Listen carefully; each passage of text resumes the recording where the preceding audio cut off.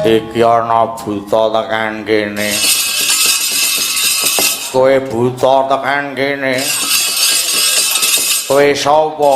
Dewa Amral. Kowe sapa? Amral Dewa. Diwalik. Prasaja kowe iki sapa? Apa pangling to, Dik? Piye? Apa pangling? Pangling piye to?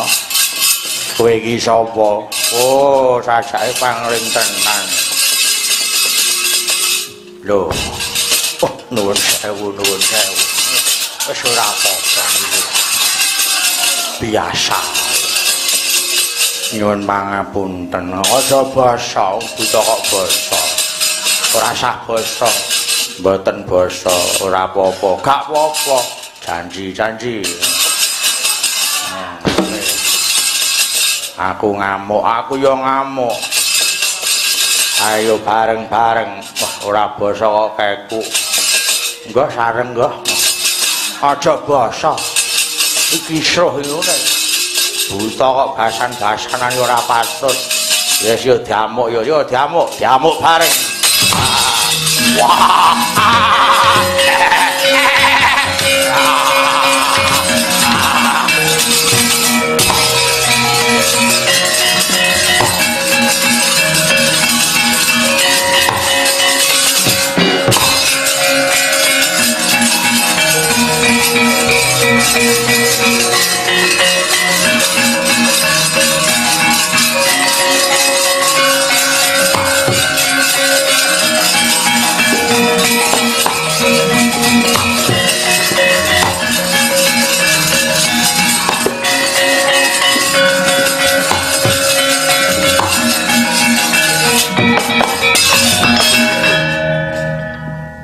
Bathara Guru.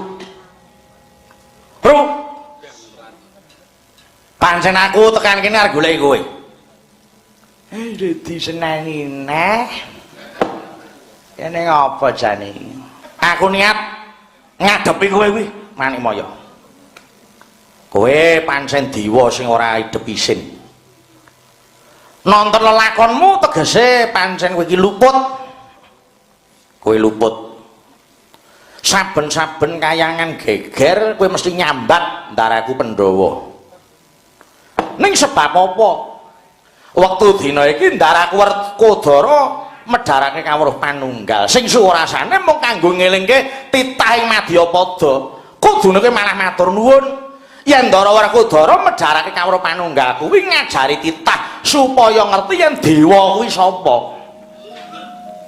Lah kok kowe dupeh lagi nyekel panguwasa kok terus dienggo mrawasa menungsa sing tanpa dosa. Ing ngatasé Werkodara kuwi ndandani jiwa kanthi medhar kawruh rasa jati, lah kok malah tanggep buka wadining dewa. Kuwi jane wadi sing endi? Dewa Pengung. Kowe lali to? Kowe lali. Aku iki dewa le. Semar ki ya dewa. Pira bara kowe matur nuwun karo Werkodara. Sebab ora ketang lungsu-lungsu dheweke wis meludu ngrewangi dewa ndandani jiwane menungso supaya tansah eling marang dalan sing bener. Bathara Guru, olehmu dadi pemimpin, olehmu dadi dewa, cacanmu isih kaya ngono, isih seneng nyalah gunake wenang, aja njagakne yen kayanganmu bisa tentrem.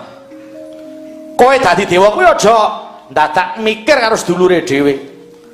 Nek ora grupmu ora tok ayomi. Kudu titah kabeh tok ayomi ben kabeh bisa ngrasake yen lur mangsa duwe dewa sing tukang ngayomi. Yen kowe ora ndang ngrumangsani keluputanmu, aja njagake kowe bakal langgeng olehmu dadi dewa. Wong dewa ki dudu sing nyipta urip. Cekake dewa ki ya titah, aku ora trima. Aku arep gugat yen nganti kowe ora menehi pangapura lan kowe ora ndodho keluputanmu, aja tak diadah urip-uripan. Waduh kakang. Aduh, Manik Maya, Manik Maya.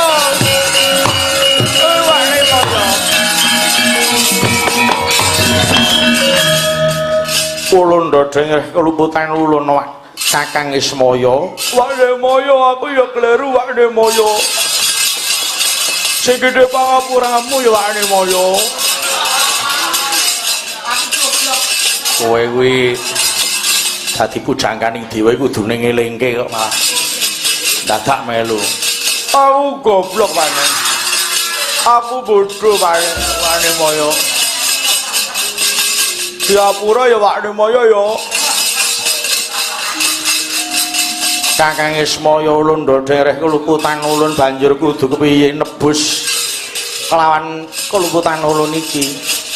Mongko yen ora Pandhawa ora bakal ana sing bisa nyirep dahuru sing mapan ana kayangan iki. Mongko wektu dina iki Warakudara njeguring kawah Candradimuka. Lah, gumantung kowe. Yen pengin tentrem kowe nusula. Sambata njaluk ngapura karo Warakudara. Kuwi yen pengin tentrem. Ewadene ora nglelengo kowe. Mawut Suralaya. Terus pundi kirangan. Mau jegur kawah. Lagi cedake sumupe wis kaya ngono. Waduh, terus pundi Kang Rata? Ayo mong kari milih. Yen kowe pengen tentrem, ayo tututana ndaraku Warakudara sing jegur ana kawah Candradimuka. Yen ora ngono, ora tentrem Suralaya. Ulun bakal sumusul Warakudara dina iki, Kakang.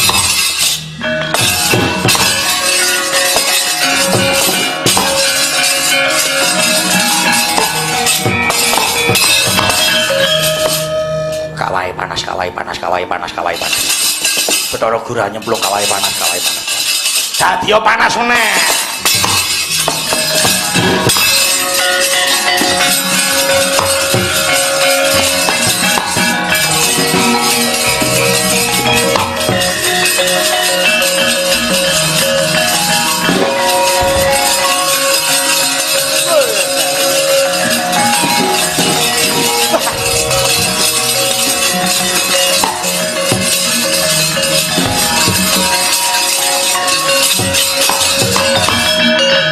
Ora ngono kok. Ora ndang jegur. Kapokmu kapan kowe?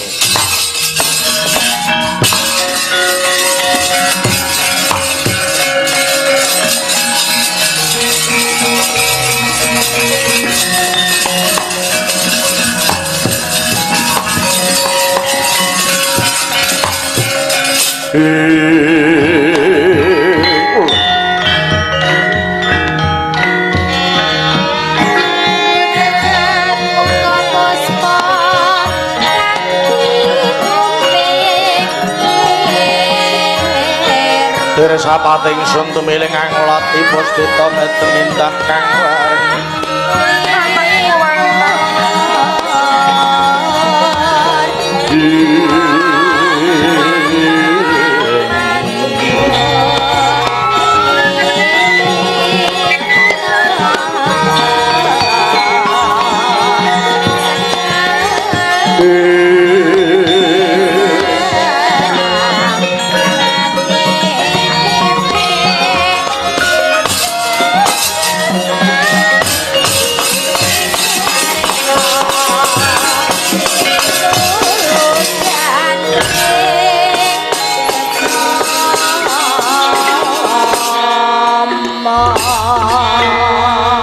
iki tak wis madhake putraku Warakudara Janaka kembar kang padha sowan marang kawah Candradimuka sembah kula mugi kunjuk Rama saha Ibu.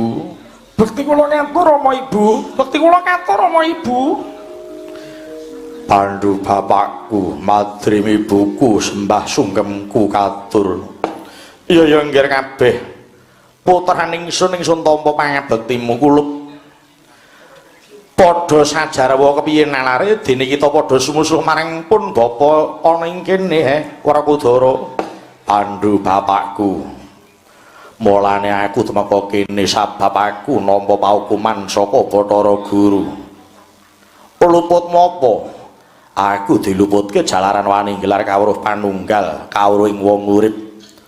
Teko aneh temen ing ngatasé kawruh becik ginelar teko diluputake dening Pukulun Bathara Guru pancen jamane lagi rusak. Jamane lagi ngono, Pandhu bapakku. Iki pancen jaman kang nggumunake. Wong bener digawe luput, wong temen digawe cidra. Mula tinimbang urip ana donya rasaku mung dipeksa kudu nyumurupi kahanan sing ora adil. Luwung aku sak sedulur melu Pandhu bapakku wae. Aku tak melu ana kene. Durung titiwan singgir ngambah ing kene kudu nganggo dalaning pati ora bisa mapan ana kene karo nggawa raga. Nyatane aku iki bisa sira bisa mrene iki amarga saka keparange Pukulun Bathara Guru. Yen Bathara Guru iki ya klebu nyelewengake wenange meneh. Mbok menawa mangkono kulup senadyan besok sira sakadang wis kapundhut dening Gusti Kang Nyipta Jagat uga durung mesti bisa kumpul marang pun bapa lan keng ibu. Sabab kabeh menungsa mau bakal ngunduh marang tandurane dhewe-dhewe nggarep Bratasena prabaning Bathara Guru.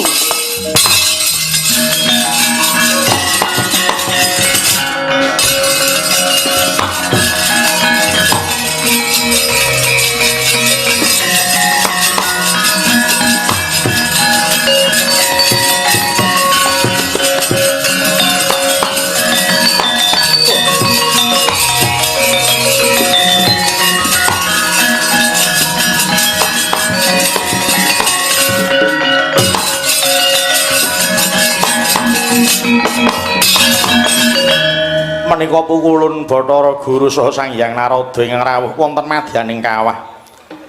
Iya Pandhu, ulun lan Kakang Narada ingkang prapta. Wonten wigatos menapa pun mandhu cemadhong dawuh Pukulun sumurupa kaki. Wektu iki kayangan geger. Awit saka pangamuk ing raksasa loro cacahe ingkang padha bakal njaluk panguwasa kayiwangan. Nganti para dewa ora kuwagang nrenggalangi awit saka rigene Kakang Narada, ulun lan Kakang Narada lumayu saka Suralaya nanging ketemu kelawan Pukulune Smaya. Warakudara apa? Ulun mundhut pangapura ya Warakudara awit saka kang dadi pangandikaning Kakang Ismaya ulun ndodho ngreh kelumputan ulun. Aku yuk ngapura ya Werkudara. Aku mau melu kene kok. Yen oleh menjaluk pangapura ora lahir batin, apa paedahe tok ucapake. Werkudara, ulun ndodho ngreh kelumputan ulun, lahir batin ulun. Nyabda iki ora ana kang meksa, nanging tuwuh saka batin kang suci. Kita Werkudara gelem ngapurani apa ora? Iya. Aku gelem ngapura nanging aku duwe penjaluk. Apa penjaluk Werkudara? Aku gelem ngapurane lan uga gelem dadi serayaning dewa. Yen to aku penjaluk utawa turuti. Bapa Pandhu, Ibu Madrim entasna saka neraka jahanam unggahna marang swarga Tundasanga. Yen Bathara Guru gelem mujuti, aku gelem dadi serayaning dewa nentremke Suralaya. Kakang Narada, terus pundi? Terus pundi? Lah mongso barang wong Paduka Guru ora tau ngrungokke kandhaku. Pun mongso bareng. Lah pun katon terus pundi yen dadi serayaning dewa ya diunggahke swarga Tundasanga, wetine mboten nggih kayangan Suralaya mawut. Piye kok menengae? Iya, Kakang Narada. Iya. Werkudara, ulun mituruti apa kang dadi paminta kita. Wektu dina iki Pandhu Madrim ulun tasake saka kawah Candradimuka. Tumuli ulun unggah ning swarga Tundasanga anakku lanang.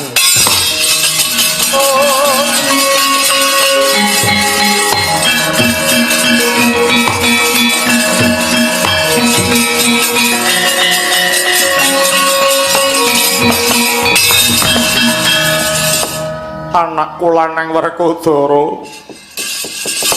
pun Rama ngaturke penuwun dene sira wis bisa ngentasake paksiksaning pun Rama kelawan ibu ketitik sabdaning pukulun Bathara Guru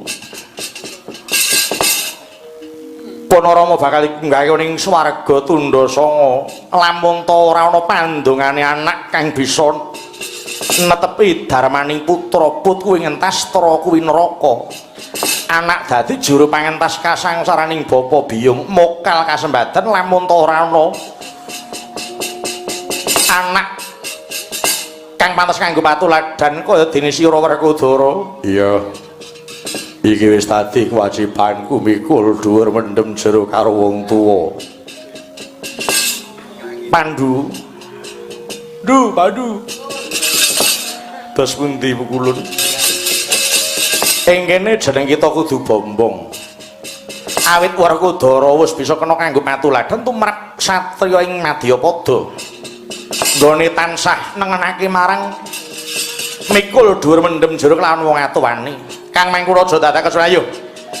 Jeneng kita Pandhu Madrim ndak entasake saka neraka jaran tak unggah ing swarga tundha sanga.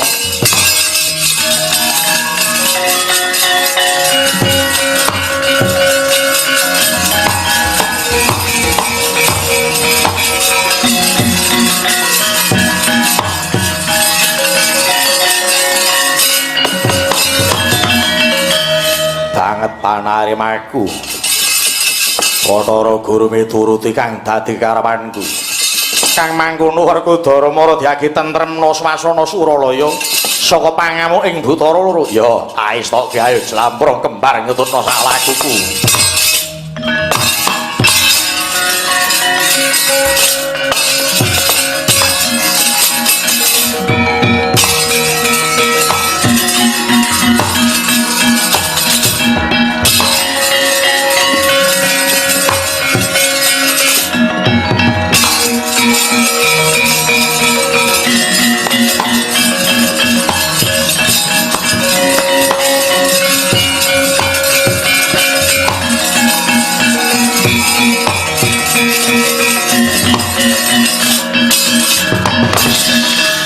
Ndara Werkudara ing sampun mentas saking Kawasandra Dimuka Kakang Semariya.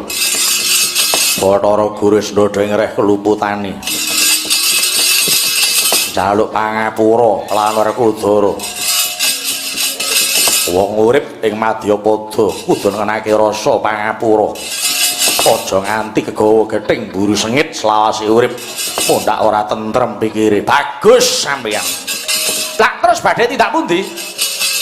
Serayaning dewa Werkudara sinaraya kinen balekake buta loro cacahe kang bakal ngesuk pelungguhaning para dewa mula entenana tak rampungane dewa buta loro kae.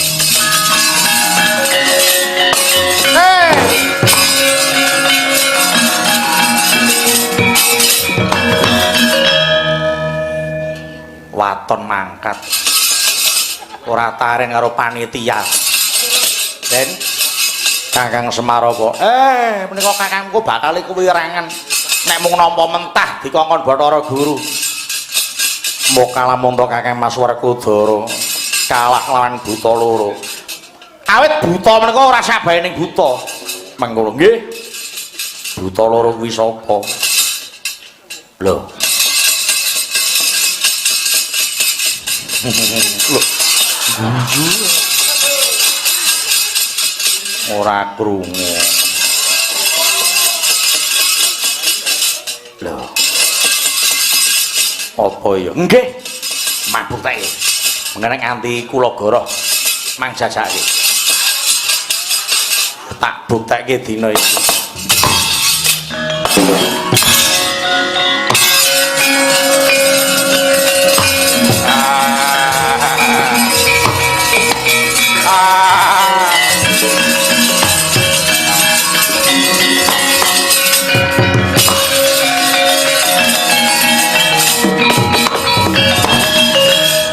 Ana buta loro ngrusak kayangan kowe sapa?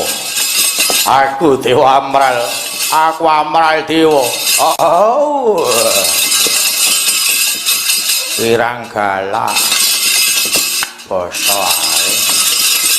Kowe sapa Werkudara? Wah, ngerti aku, ngerti